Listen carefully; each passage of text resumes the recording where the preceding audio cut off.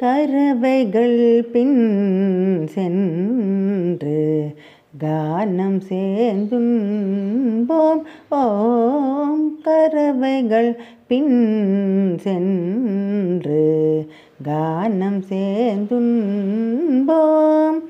அறிவொன்றும் இல்லாத ஆய்குலத்து உன் தன்னை பிறவி பெருந்தனைய புண்ணியம் யாம் உடையோம்.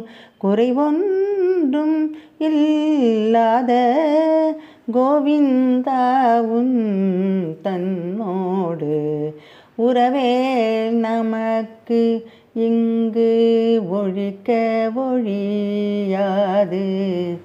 அறியாத பிள்ளைகளோம் அன்பினால் உன் தன்னை சிறு பேரழை தனவும் சீரியருளாதே.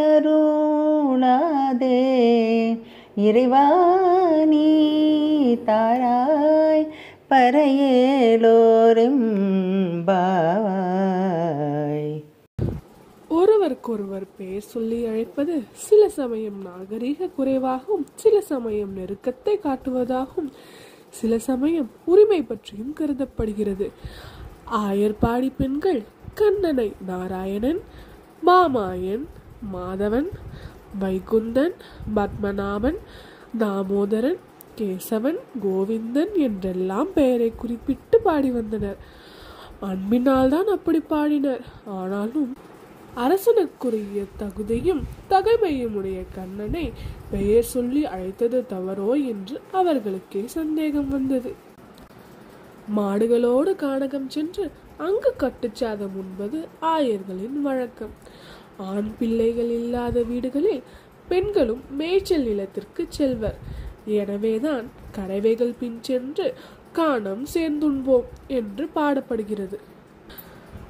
ஆயர்கள் பாமரர்கள், களங்கம் இல்லாதவர்கள். அதனால்தான் கல்வியறிவு இல்லாத எங்கள் குலத்தில் உன்னையும் ஒருவனாக அடைந்தது நாங்கள் செய்த புண்ணியம் என்று மகிழ்கின்றனர். உனக்கும் எங்களுக்கும் உள்ள உறவை பிரிக்க இயலாது எனவும் நெகிழ்கின்றனர். அறியாத பிள்ளைகளான நாங்கள் அன்பினால் உன்னை பெயர் சொல்லி அழைத்ததால் எங்கள் மேல் கோபித்துக் கொள்ளாமல் அருள்வாயாக என்று அச்சத்துடனும் வேண்டிக் கொள்கின்றனர். இதுவரை நாராயணனே நமக்கு பறை தருவான் என்ற வகையில் பாடியவர்கள் இப்போது இறைவா நீ தாராய் பறையேலோர் எம்பாவாய் என்று பாடுகின்றனர். திருப்பாவையில் 8 இடங்களில் பறை என்ற சொல் வருகிறது.